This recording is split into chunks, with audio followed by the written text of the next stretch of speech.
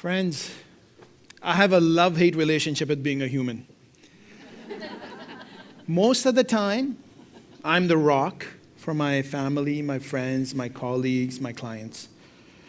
But sometimes, I'm crumbling from the inside out. Weirdly, it's the crumbling that makes me a better rock. Let me give you an example.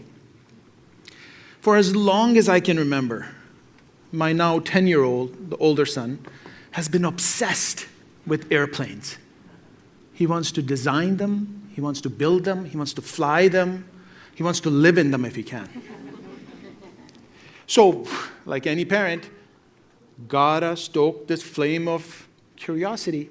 I went to work. My mission was to find him that one book that will teach him everything about flying in airplanes. First stop, Reddit, wormhole. Second stop, Google, rabbit hole. I found the book, ordered it. Those 2 days, waiting for those 2 days felt like a year to my kid, 2 years to me. We got it. And you know this, if you've been around kids, you know there's this sound of excitement. It's like the drumming of the feet under the dinner table, the tapping of the fingers, the just uncontrollable excitement that they can't control their body. The kind of excitement that us adults don't enjoy too much. The package had arrived. He ripped into the package, pulled out the book, opened the book, just started reading. Completely consumed, exactly how I've known him to read hundreds of books. His whole being invested in the words. And then, silence. Proud dad moment. And then there's this other sound that if you've been around kids, you know. It's the sound of crying. And I don't mean crying. I mean level 10 crying. Oh, that broke the silence. And my son looks at me, tears down his cheeks, and he says, "Dad, I don't understand anything in this book." It dawned on me that I ordered him a textbook. A textbook that people use to pass the flying exam. He was 8 years old then. What was I thinking? And friends, this is where my crumbling began. I crumbled. Just like any first-time parent, I started making this mountain out of this small hill. I have killed his curiosity. Done. He's never going to fly again. He's never going to ask me for help. I have blown out that flame. And of course, my wife flies right in, stops my tailspin, says, "Dude, fix it." So I did. I sat down with him, explained to him what happened. We found a more age-appropriate book, and we got it shipped. 2 days later, happy, gone, done. But you know what? This experience, it taught me something. Adults suck at simplifying things. We love to make things more complicated than they need to be. And we make trade-offs in this complication. We trade off stories for textbooks, wonder for workshops, curiosity for checklists, and joy for a bookshelf of books that look amazing on a Zoom background, but are completely useless to us. And I think this is what we're plagued with when we're trying to learn about leadership as adults. You see, for the last 10 years, I've been enrolled in this leadership program without even knowing it. My professors are my kids. My knowledge comes from children's books. My coaches and mentors are the characters in those children's books. And my classroom are the rooms where my children are. You see, when I'm sitting down in that gray rocking chair that's tucked in the corner of my 3-year-old's room with me sitting on it, him on my lap, my legs on the ottoman, my arm around his belly, the book in my hand, reading out loud to him these bedtime stories. That is what has taught me to be a better human and a better leader than anything else in my life. Because these stories, these children's books, these bedtime stories take these gloriously messy things that we deal with in life and present them simply, beautifully. So why can't we do that for us? I can think of a dozen books that have the hard task of me becoming a better human. But I want to share 5 of these books today with you that I think should be on your bookshelf, not just your kids. The first book is called Where Oliver Fits. This book is such a sweet little story about this cute little piece of puzzle named Oliver. And all he wants to do is just be part of something amazing, something out of this world, something exciting. And he knows that he has to belong to something. And in this quest of belonging, Oliver changes his shape, his color, who he is, and he finds the fit. He fits, finally. But soon realizes he's not happy, and it's not worth it. He goes back to his own self and finds where he belongs. It was 1992 when I moved to Canada. I think I was 12 years old. And before we moved to Canada, there was this gift that somebody gave to me. It was this beautiful denim jacket. Oh. And when I got it, it was clear in my mind that this was the jacket I'm going to wear on the first day of school in Canada. So I did. What I haven't told you about this jacket, though, is that on the back, loud words, patch, New Kids on the Block. I didn't even know who New Kids on the Block were. And let's be honest, it was probably a re-gift. But I wore it. And I'm walking down proudly in the hallways, and I hear this laughter. This laughter. It wasn't that somebody was being funny. Laughter was at me. And that is the moment where I felt so alone, like I didn't belong. And that with that echoing laughter in the back of my head, my only focus became to belong. And boy, did I try on friendships. I tried on all of them. And even at that age, I knew they were going to lead me to something dangerous. I wish I knew Oliver back then. I eventually found out, I eventually learned when I read this book to my kids that even though I'm only one piece, there's a whole picture that's incomplete without me. It's me, exactly who I am, who fits in.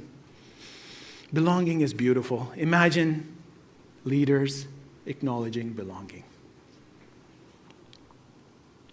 Fast forward to a few months ago, I was in my older son's classroom for a parent-teacher meeting, and I saw this book on the bookshelf in the back of the room that I just had to go to. And through this book, I met my next coach. And this coach is a beetle. Not just any beetle, it's a dung beetle. And in a book aptly named, I Eat Poop. In this book, this beetle loves to eat poop, but is so ashamed of it. He hides his lunch, sneaks around, till he realizes that what's different about him is actually his strength to bring people together. You got to read the book. So at the age of 30, I had everything professionally. I was a senior managing partner in a consulting firm that was on the top 100 list of the fastest growing Canadian companies. I was traveling. I had my super elite status. I was attending meetings that you would want to be at, events that you would want to be at. But deep down inside, not happy. You see, this organization was toxic. Success meant you got to kick somebody down the ladder, push them down, backstab, cliques. It was like a high school with business cards. But I was invested. I was emotionally and financially invested. So I convinced myself, this is what success looks like. I've seen it on Suits. This is what it looks like. And I hid myself, ashamed of the fact that my values and my ethos didn't line up with how this company was running. And now that I read back and understand that experience through this children's book, I realize the problem wasn't me. It wasn't me. I was hiding what was important to me. Today, I'm happy to be leading a consulting firm that is reflective of my values and my ethos. And I get to work with people who I can see as a whole person and vice versa. My favorite book is called The Boy, the Mole, the Fox, and the Horse. It's this beautifully illustrated book, but it has just more, the lessons in this book. It's about 4 unlikely friends who are on a journey, and through this journey, they talk to each other and share their wisdom. And it stopped me in my tracks when I was reading this, when the boy, one of the characters in the book, asks, "What is the bravest thing you've ever said?" And the horse, the other character in this book, says, "Help." Because asking for help is not defeat.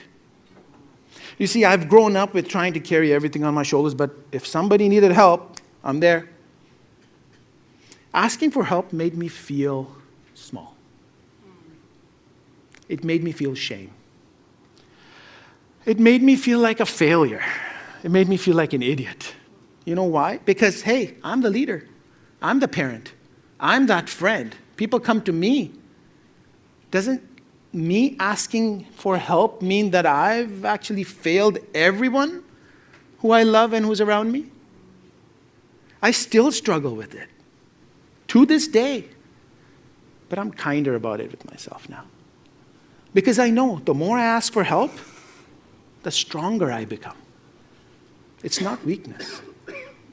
This vulnerability is not weakness. It's courage in its purest form. And you know what? Asking for help and receiving help makes me a better helper. Can you imagine a pigeon driving a bus?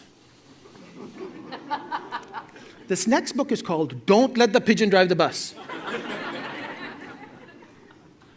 And in this book, there's this pigeon whose life focus is to drive this bus. And in order to drive this bus, negotiates, he threatens, he lies, he bribes. And you'd think the pigeon is the main character in this book. It's the reader. That's the beauty of this book. Because whenever I read this book, I can't help myself by just looking at the pigeon and saying, no.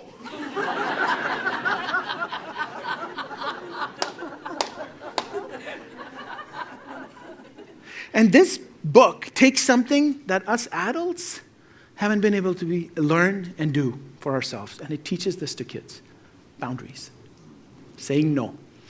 I've grown up saying yes to so many things. Jobs, experiences, situations that, not good.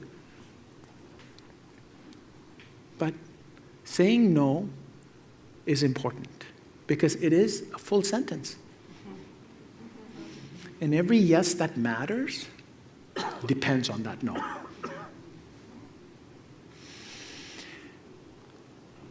This last book, it's called Grumpy Monkey. In this book, there's the main character is Chimpanzee. And Chimpanzee wakes up like many of us do, grumpy. But he's adamant. He's adamant that he's not. He's not grumpy. All his animal friends around him keep saying, Jim, what's going on? It's a beautiful day. You have no reason to be grumpy. Just cheer up, stand up, smile, dance with us, take a nap. Until the point, Jim gets to a point, he says, enough, I'm not grumpy. And that triggers a reflection moment for him. Sits, and he realizes, I am grumpy. And I'm going to be okay. It reminds me of something my dad once told me. He said, feelings are like clouds. They come and go. Focus on the sky beyond the clouds. Sometimes honesty is the bravest thing you can do. Imagine us leaders embracing that honesty. When a leader is honest, opens it up for others to be honest. Listen, I didn't think I'd be talking to you here about leadership lessons out of children's books, but here I am. Lessons about belonging, vulnerability, authenticity, boundaries, honesty. 5 timeless lessons in 5 children's books. These are not the books you'll find in the airport bookstore or MBA curriculum. You're going to find them cuddling other books very messily on the bookshelves of my children. I'll leave you with this one last thought. Another thing that I've learned through my parenting leadership program. And it's something that my older son, when he was in kindergarten, shared with me. Best leadership lesson I've ever learned. 5 simple words. I can only manage myself. Imagine if we hold on to that. If we just hold on to that, I know we can become the leaders that our children believe that we already are. Thank you.